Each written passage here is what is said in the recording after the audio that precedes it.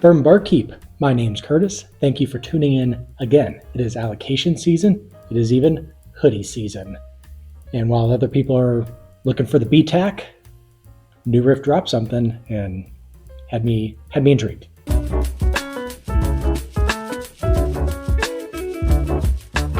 Well, once again, allocation season. Everybody's out there hunting the big stuff. But then New Riff dropped something on their website where I was like, you know what? For $60, they've kind of earned the right to just buy blind at this point. They got their 8-year bourbon, delicious, punches way above their price tag.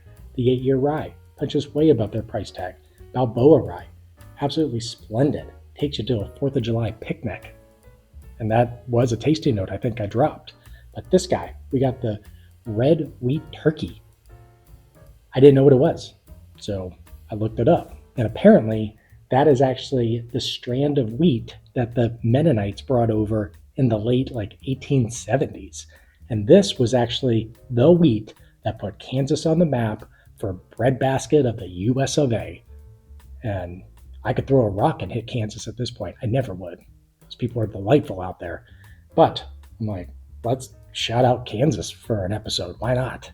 This is actually New Riff's second attempt. Does attempt make it sound like the first one failed? I don't know. I didn't taste it. But they called it the Maltster. And I mean, decisions were made, much like just slapping this kind of lazy white label on it. Not gonna lie. I can't boost up New Riff that much. This isn't a sponsored video. This is out of my pocket. And it showed up with the white label. I was like, guys, this beautiful ombre bottle, we're just gonna hide it with just a name tag. Just, my name's New Riff. Anyways, the bottle can only get you so far. Do I love the ombre? Yes. Do we need a little more splash of gold? Maybe a little more red and less white my name is tag? Yes, we do. So back to the drawing board, but let's get into some of the specs and then the juice and see if we can overlook the white label.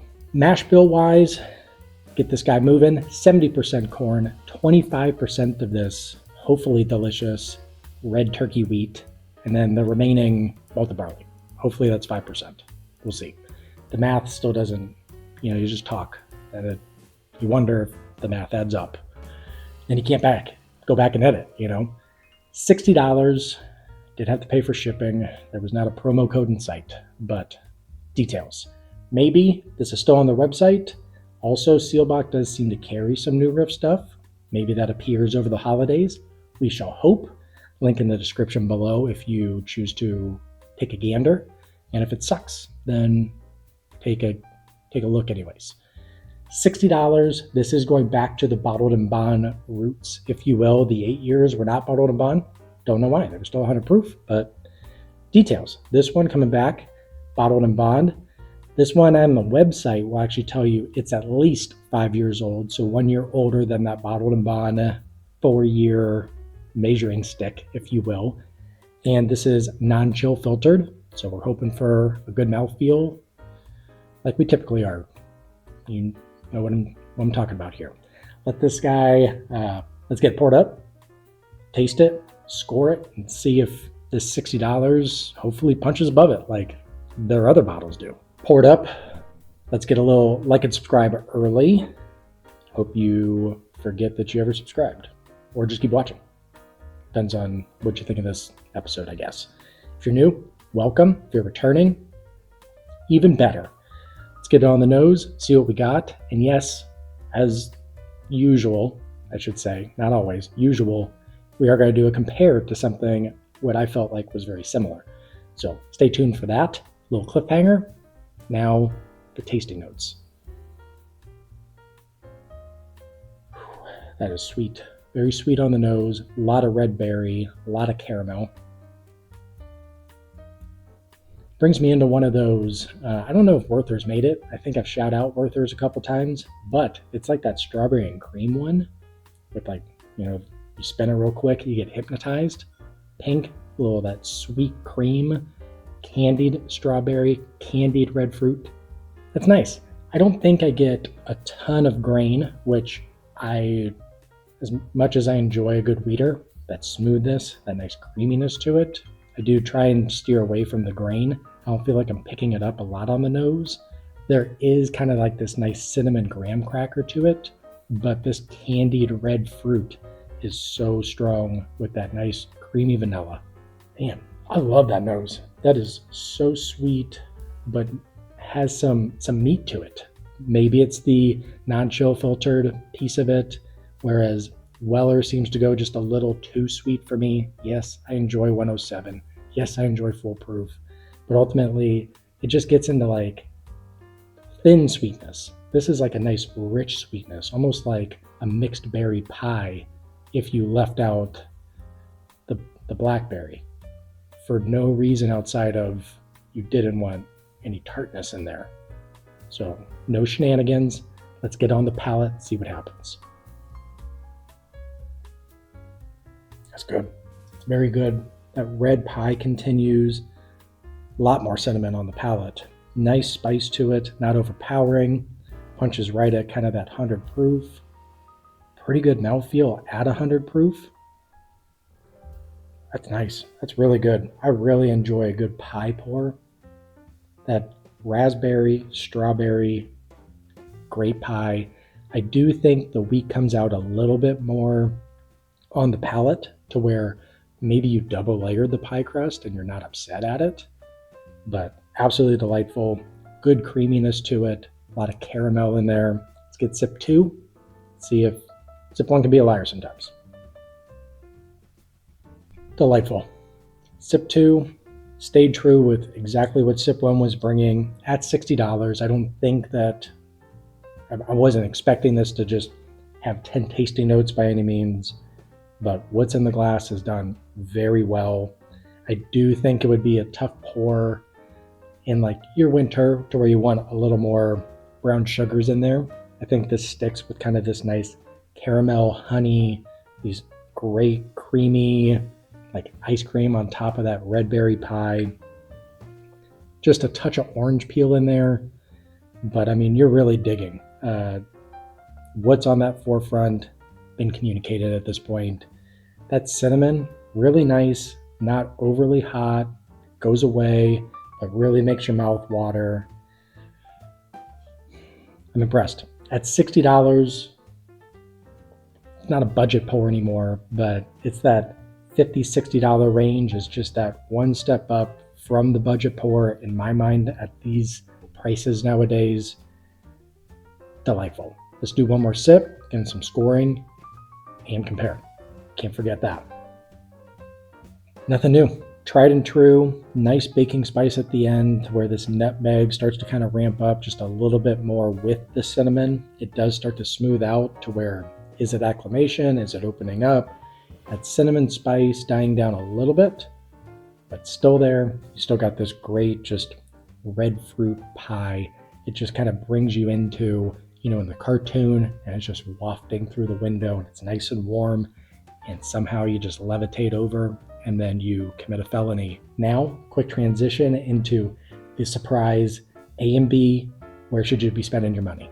Oh boy, we got a heavyweight matchup in the $50, $60 price range here. As you know, you see the hat. KC, West End, right on the outside. These guys are Kentucky. I understand the wheat put Kansas on the map, to the side at this point. It's a channel favorite. We shall see. Soft-red Reed in the Bottled and Bond may be my least favorite out of their regular lineup. When I say they, I mean Holladay. I don't know why you would be watching a YouTube channel and not watching. You're just listening to it, but details, people have done it. We got our 6-year Holladay Soft-red Wheat Bottled and Bond, $50 typically, once again, on seal box as well. You got $60 to burn with a free shipping code, hopefully. We shall see where it should go. Now, we're going to do a little Holladay. This is not a spotlight episode, so we'll just breeze through, see what we like better at this point. It is different wheat, but special wheat, so why not?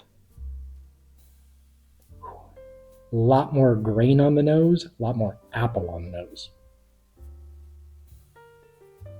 Still have the red fruits, but when you're comparing the two, if we're going differences, a little more grain, almost like a like a nice fresh grassiness, which typically I steer away from. I do enjoy it, but a lot more green apple.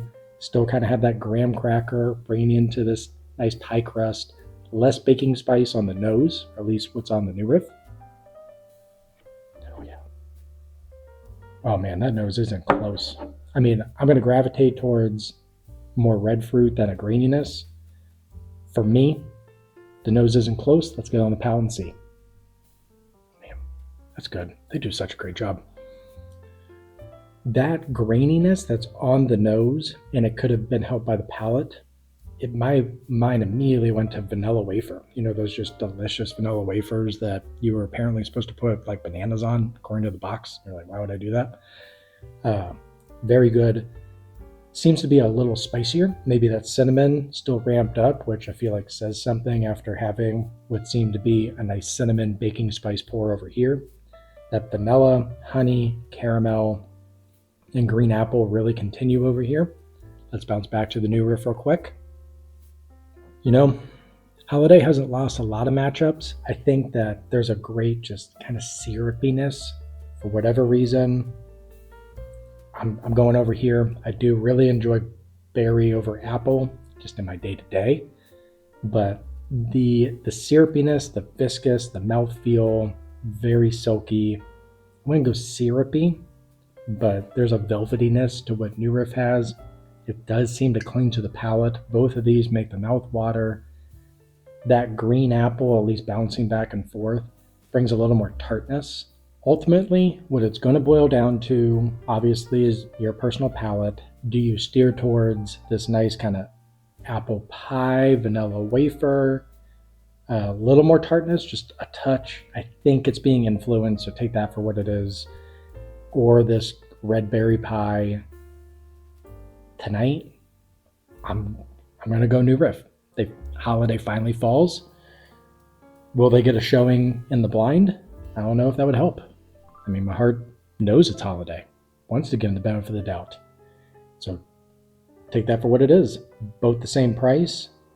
Similar experiences in terms of proof, mouthfeel, but I'm going to go New Riff tonight. Now we got to score New Riff. How high in the Bourbon Barkeep rankings will it be?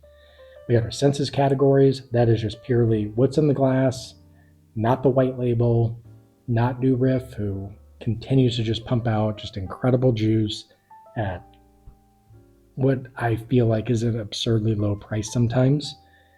This guy, it's very good.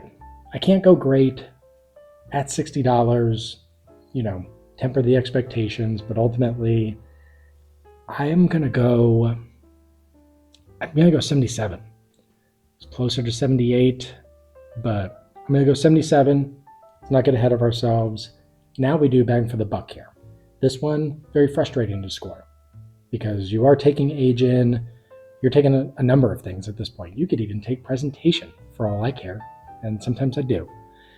I'm not going to dock the white label too much. Bang for the buck at $60. What is in here? You could tell me this was $75, and I would believe you. It punches easily at that 75. So we'll go 72. There's no buckets to put this in. This is pure feel. I do tend to feel like not give enough credit to some of the lower pours, if you will, but I'm willing to pay $15, maybe $20 above what this costs. So take that for what it is. If you can't find the free shipping code that I keep harping on, so you know I'm cheap and frugal, which I don't know if frugal screams what's behind me, but details. Worth the shipping price. So $80 bottle, if you will. I feel pretty good about it. Take that for what it is. Hoodie season. Let's see how it opens up. Maybe it goes up. Maybe it flirts into great in the final year rankings. So we do the 2 rankings at the end of the year, pure senses, and then we do the algorithm. Will they place in the top 10? We shall see. Thank you for tuning in. Like, subscribe if you're still hanging around, and we'll see what we got next week.